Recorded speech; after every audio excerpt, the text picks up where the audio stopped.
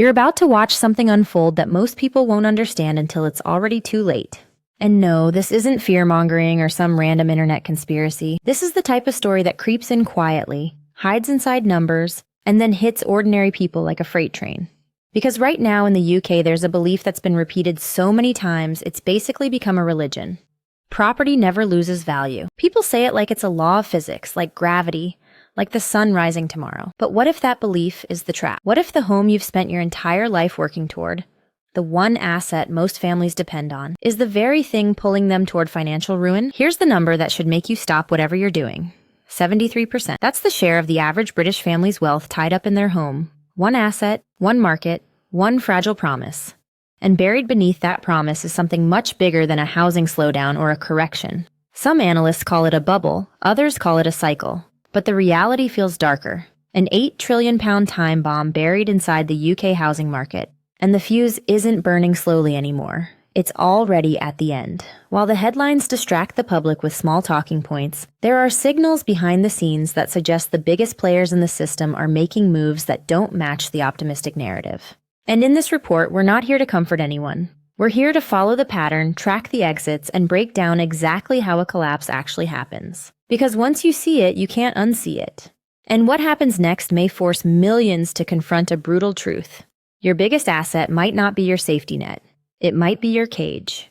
And the people who understand this best, they're not warning you, they're leaving. For decades, the UK has been sold a story so comforting that people stopped questioning it. Buy a home, watch it rise and retire into stability. It's the national blueprint, the British dream, the one thing parents pass down like gospel. And to be fair, for a long time, it seemed true. Prices climbed, mortgages stayed cheap, and even people who didn't understand money started feeling like financial geniuses. Your house wasn't just a place to live. It was a savings account, pension plan, a backup plan, and in some cases, a personality. But this is where the danger begins, because when an entire nation ties its identity to one asset, it becomes vulnerable to a single shock. And that shock doesn't have to be dramatic at first. It can start as something small, something temporary, something politicians dismiss as market adjustment. But behind the scenes, the numbers reveal a more aggressive reality. During the pandemic years into 2023, mortgage debt didn't just increase, it exploded. An estimated £1.8 trillion jump in debt wasn't real growth, it wasn't productivity, it wasn't wages rising to match living costs. It was leverage. Borrowed money holding up inflated prices. And leverage always feels harmless at the start, because while prices rise, nobody asks questions. Neighbors remortgage to buy cars they can't afford. Colleagues on modest salaries get approved for massive loans. People with shaky finances are handed hundreds of thousands like it's normal. And when everyone around you is winning, it becomes socially impossible to admit something might be wrong. That's how bubbles become cultural. That's how warning signs get laughed off. But the most poisonous part of the myth isn't that property can't fall. It's the belief that even if it does fall, it will bounce back quickly enough to save you. Because when your wealth is locked inside your home, you can't just pivot. You can't cash out without consequences. You can't escape without losing money. And the moment the market shifts, you realize the truth. You're not an investor. You're the collateral. And what's coming next exposes who actually believed the dream, and who was simply using it. Here's the part of the story that should unsettle you the most. While the public is still being fed the usual optimism, prices are stable, demand remains strong, UK property is resilient. The biggest institutions in the system have been quietly repositioning in ways that don't look like confidence at all. They look like exit strategies. And in markets like this, you don't study what people say, you study what they do. Because money doesn't lie. And panic doesn't always look loud. Sometimes panic looks like paperwork, like offloading portfolios, like moving risk to somewhere else before the headlines catch up. Reports have pointed to major banks reducing exposure to UK mortgage assets and transferring loans into structures designed to remove them from the visible balance sheet. To the average homeowner, that sounds boring, technical, irrelevant. But it's not. That's the smell of smoke before you see the fire. When lenders start shifting risk around, they're not doing it out of charity. They're doing it because they see instability ahead and they don't want to be holding the bag when the music stops. And what makes it even more disturbing is who ends up holding that bag. Ordinary families, pension funds, and everyday investors who were told property was the safest bet on earth. This is how wealth gets extracted. Not with a dramatic crash at first, but with a silent transfer of risk from the powerful to the public. It's like watching the crew evacuate a ship while telling passengers the voyage is completely normal. And by the time people notice the water rising, the lifeboats are already gone. That's why when people say, if there was really a crisis coming, somebody would tell us, The honest answer is they already did, just not in words. They did it in transactions and stock sales and exposure reductions and quiet restructuring. The smart money doesn't scream. It slips out the back door. And the most alarming part is that when this happens, it usually signals that the system has moved past the comfortable phase. Because once insiders start positioning defensively, the public is no longer ahead of the curve. They're behind it. And if you're behind it during a property cycle, the next stage doesn't ask for permission. It just arrives. To understand what might be coming, you need to understand something that financial history keeps proving over and over again. Collapses don't happen randomly. They follow patterns, almost like scripts.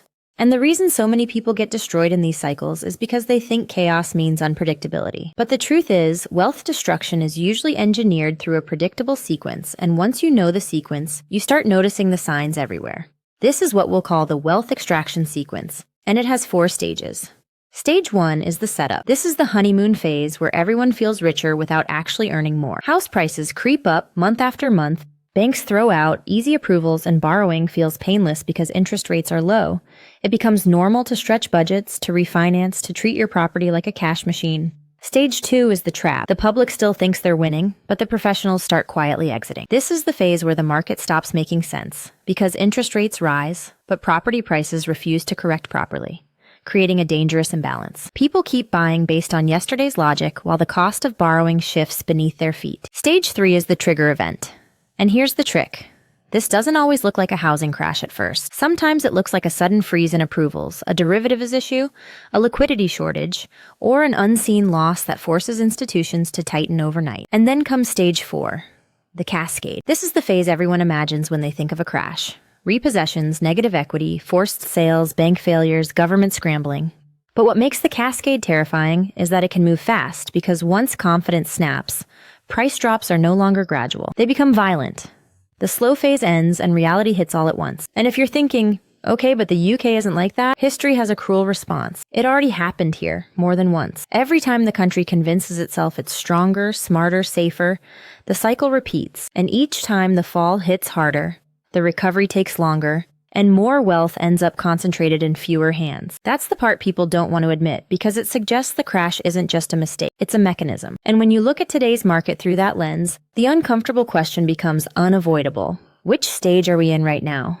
Because if we're already in stage 3, that means the trigger has fired and most people just haven't heard the sound yet. One of the biggest reasons people get blindsided in property collapses is because they think the past is irrelevant. They hear the word crash and assume it's a once-in-a-lifetime disaster, like a freak storm that won't return. But the UK has lived through multiple property collapses, and what's truly chilling is how similar they look when you compare them side by side. In the early 1970s, during the secondary banking crisis, property companies borrowed aggressively under the assumption that prices could only move one direction. Then external pressure hit, rising costs, surging rates, and the market cracked. The aftermath wasn't some quick dip that recovered in a year or two. The recovery dragged for over a decade. And for anyone who bought at the top, it wasn't just a loss. It was a stolen future. Then came the late 1980s boom that spiraled into the early 1990s nightmare, where interest rates spiked, negative equity spread like a disease, and repossessions surged. Families weren't just losing homes, they were losing financial dignity. And here's the key detail most people forget. The damage didn't stay isolated. It rewrote politics, destroyed public trust, and punished anyone who thought the system would protect them. Then, of course, the 2008 era arrives. The one most people remember because it was loud and global. But even in that crash, there were layers the public didn't fully grasp. Official figures might show one thing, but in many regions, the real-world drops were far harsher, and the pain was concentrated in areas already struggling. The pattern is clear. Every crash is larger than the last, and the recovery is slower, not faster. The system doesn't reset cleanly. It restructures in a way that rewards the most prepared and punishes everyone else. And every time, people say the same words. It's different now. Different economy, different policies, different protections. But the cycle doesn't care about optimism, it cares about math. It cares about debt-to-income ratios, interest rates, liquidity, and confidence. And today, the UK is sitting on a mountain of leverage that dwarfs past cycles, with affordability already stretched thin. That's why the historical comparison matters. Because if you remove the emotion and focus on the pattern, the market starts to look less like a safe long-term climb, and more like a system repeating its favorite trick, building hope, creating dependency, then pulling the floor out when the maximum number of people are exposed. And right now, the signs are pointing to something even darker than history repeating. It's history escalating. If you want to know where a collapse really begins, don't wait for the dramatic headlines. Don't wait for prices down 30% banners or viral videos of estate agents crying on camera. The real start of a crash is quieter. It begins when the system develops fractures behind the scenes, and institutions begin behaving differently while the public stays calm. And in the UK right now, there are multiple indicators that suggest the market has already crossed into stage 3.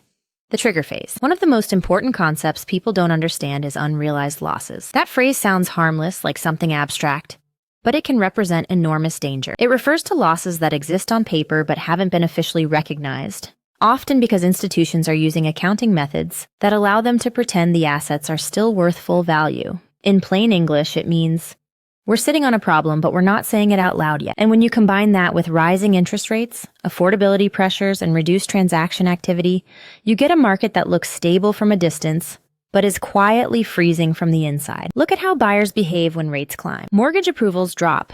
Lending becomes tighter.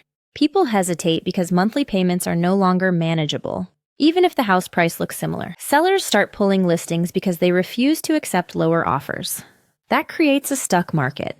And a stuck market becomes unstable because the only way movement returns is through price cuts or panic. Then you see something else. Cash buyers increase as a percentage of transactions, not because the market is healthy, but because financed buyers are being squeezed out. Sales take longer. Withdrawals increase. That's not confidence. That's dysfunction. And dysfunction in housing doesn't just mean inconvenience. It means pressure building beneath the surface. Because the moment forced selling begins, the illusion collapses. People who stretch their finances during low-rate years face resets. Payments jump. Arrears rise. And once that wave starts, it feeds itself. Sellers drop prices to escape. Neighbors copy them. Valuations fall. Banks tighten further. And suddenly, what looked like a stable market turns into a rapid downward spiral. That's how a crash forms. Not as a single event, but as a chain reaction that starts quietly and then accelerates. Most people are still stuck in the old mindset, assuming the UK housing market can't truly break.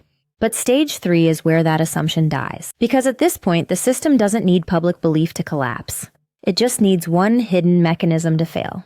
And there is one mechanism in particular that could turn this from a housing downturn into something far more dangerous. Let's strip away the noise, the headlines, the political arguments, and the hopeful optimism for one moment and look at the brutal mathematics of what a real property crash does to an average homeowner. Imagine the typical UK home at roughly £300,000, and imagine the typical mortgage at roughly £240,000, leaving about £60,000 in equity.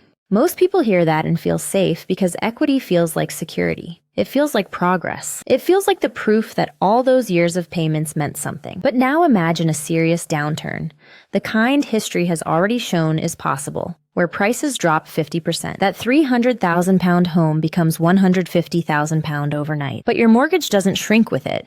You still owe £240,000. Suddenly, you're not just down financially, you're trapped by £90,000 of negative equity. That means you cannot sell without bringing cash you don't have. You cannot move for a job opportunity. You cannot relocate.